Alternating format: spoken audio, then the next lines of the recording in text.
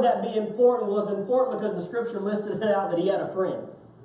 So it wasn't that there was just this guy. It wasn't that there was just a coincidence. The Bible said that this man showed up. No, the Bible said that he had a friend that came to him named Jonadab. And the scripture specifically said that this man was a crafty man.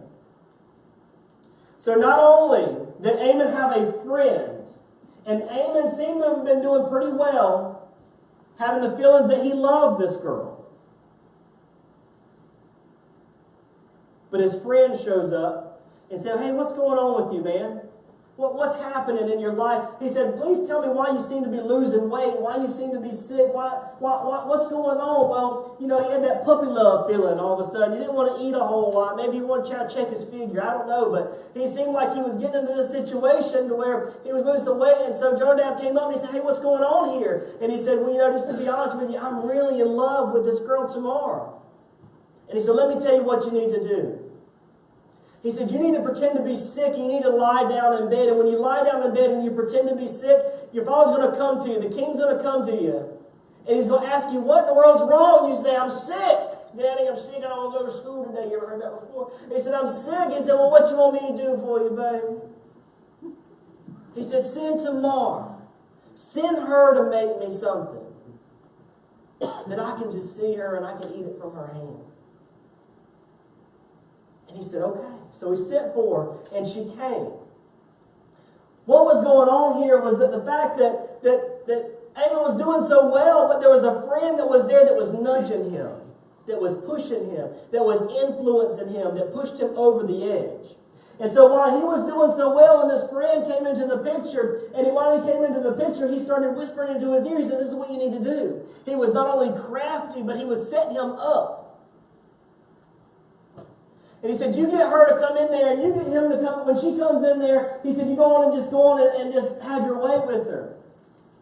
And you can see in Tamar's voice, the way that she talks, the way that the scripture is written, that when she comes into the room, Amon sits out and he tells everybody to leave the room and for her to come into the bedroom. And so she comes into the bedroom with him. Then he persuades her to come over to the bed. Scripture says that he grabs a hold of her. I can picture him grabbing a hold of her arm, pulling her into the bed, and he rapes her. And in the process of this, while this is going on, she's talking to him, speaking to him, saying, don't do this. She even says that if you would just go to the king and ask him, he will let you have me. But he had a friend that told him to do it a different way, when he could have just went to the king and done it the right way. And a lot of us in our lives, we have to be careful of the people that we allow to surround our lives, because you've got the wrong friends in the picture when you're trying to serve the king.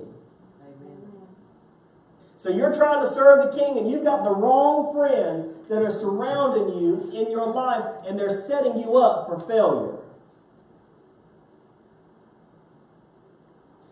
Most of us will allow people into our life that will influence things that happen for our outcome, that God has a picture and a plan for us. Most of us will allow people to come into our life that will bring us down. Most people will allow people to come into our life that will have a different plan than God's plan.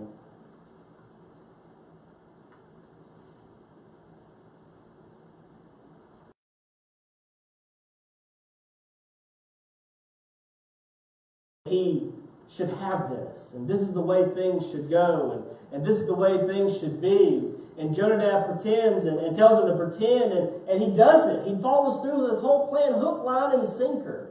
And a lot of times in our lives, when our friends bring us and persuade us, we fall into it, hook, line, and sinker.